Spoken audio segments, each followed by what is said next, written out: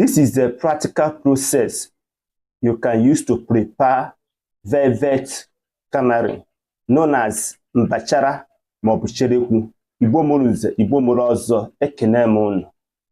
This fruit unu na-afụ ka a na-akpọ cherekwu. Do you know that cherekwu has a lot of health benefits?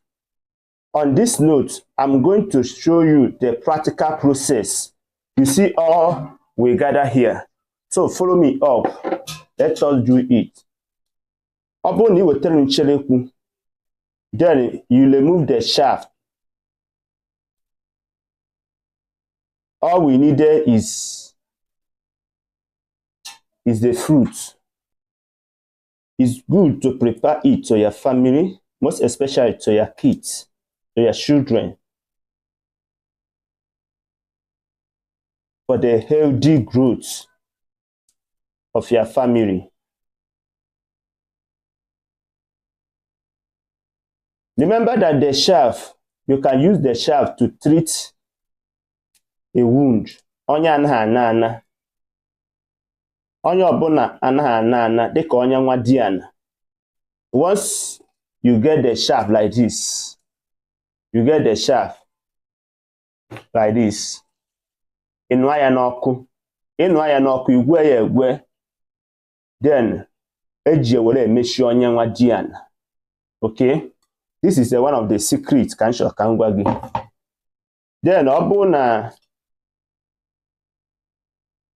imechachara nya tụnyere ya ebe a, then ime gịnị?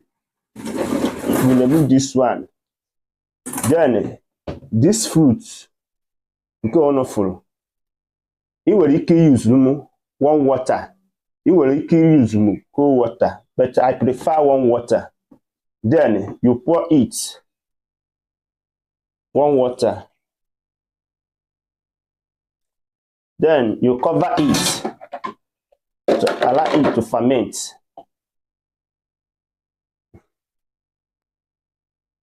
Then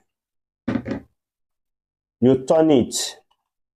Ndị akwụgbadi ọfụma ka ha gbadie. Then unu fụ ka ọ dị.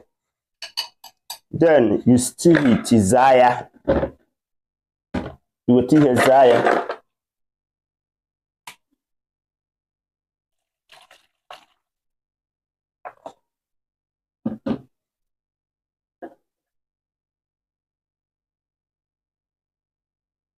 Remember that this is the process.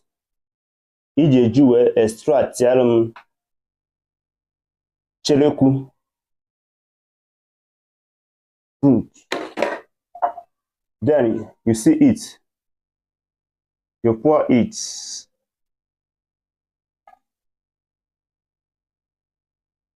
Optional. If you like, you can mix it and honey. Pure honey. Manang. See it.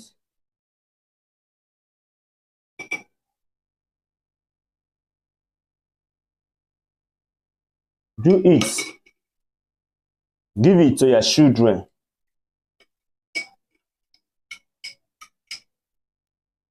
Kedu the health benefits of mbachara?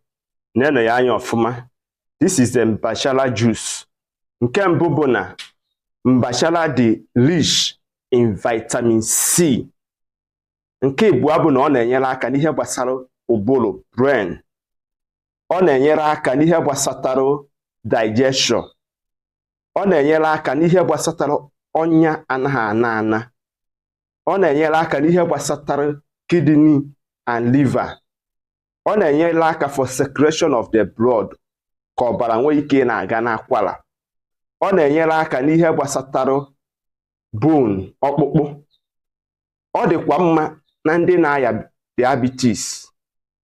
Ọ na-eboost high cholesterol. And ọtụtụ ọrụ dị iche iche ọ na-arụ dịka imbued immune system. Nwanne m, achọ nke imere m ihe nkọwara gị. Nke kaka nke bụ na onye ọbụla na-enwe loss of memory, onye ọbụla na-echefuka ihe, ma ọ bụ na ụmụ gị adịghị sharp ebe ha na-agụ akwụkwọ, nwanne m mee this mbachara juice nye ha ka ha ṅụọ. Ọ dịkwa mma for our aged parents. Ị ga-afụ na ihe dị iche ga-adị na ndụ ha. Ọ pekata mbe melụnụ nye ọ bụrụ na 3 times in a week. Ị na-enyere m ụmụ gị, nwanne m, ị ga-abịa na my comment bịanye ekene.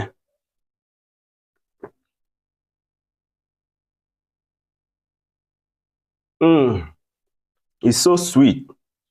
Achọrọ m ka akọrọ gị n'akụkọ ka ị mara na ị ga-emerụ ya bụ ihe. Ndewo, aka m bụ nwanne gị bụ Maazi-UC. Nyere anyị aka tụsa ihe ozi a ka ụmụnna anyị sonye n'ihe ga-enyere ndụ ha aka. Cheta na ụmụnna nwezuo akụ, iro na asị, ana Igbo bụ Igbo.